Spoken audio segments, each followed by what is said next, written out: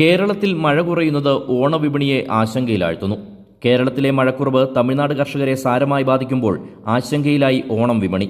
Idukki live വാർത്തകൾ നിങ്ങൾക്കായി അവതരിപ്പിക്കുന്നത് ഓക്സിജൻ, ദി ഡിജിറ്റൽ എക്സ്പെർട്ട്. കമ്പം, തേനി, മധുര ഉൾപ്പെടെയുള്ള ലക്ഷക്കണക്കിന് ഏക്കർ സ്ഥലത്തെ കൃഷിയിടം ഉഴുതിട്ടിട്ടുണ്ടെങ്കിലും ആവശ്യത്തിന് വെള്ളം ലഭിക്കാത്തതിനാൽ കൃഷി തുടങ്ങാൻ കഴിയാത്ത സാഹചര്യമാണ് നിലവിൽ തമിഴ്നാട്ടിൽ.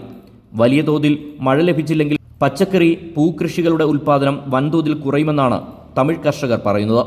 ഈ പ്രദേശങ്ങളിൽ കൃഷിക്കുള്ള ജലം മുല്ലപ്പെരിയാർ ഡാമിൽ നിന്നാണ് ലഭിക്കുന്നത്. മുല്ലപ്പെരിയാറിൽ ജലനിരപ്പ് സാരമായി കുറഞ്ഞതോടെ തമിഴ്നാട് എടുക്കുന്ന വെള്ളത്തിന്റെ അളവും കുറഞ്ഞു.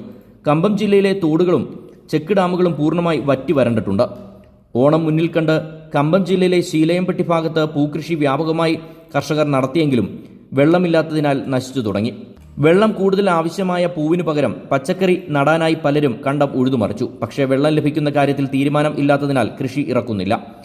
നിലവിലെ കൃഷി കുഴൽക്കിണറുകളിലെ വെള്ളം ഉപയോഗിച്ച് പിടിച്ചു നിർത്താനാണ് ശ്രമിക്കുന്നത്. എന്നാൽ ചെറുകിട കർഷകരിൽ പലർക്കും കുഴൽക്കിണർ ഇല്ലാത്തതും പ്രതിസന്ധിയാണ്. ലഭ്യത കുറഞ്ഞാൽ ഓണക്കാലത്ത് പച്ചക്കറിയുടെ വില കുതിച്ചുയർന്നേക്കും.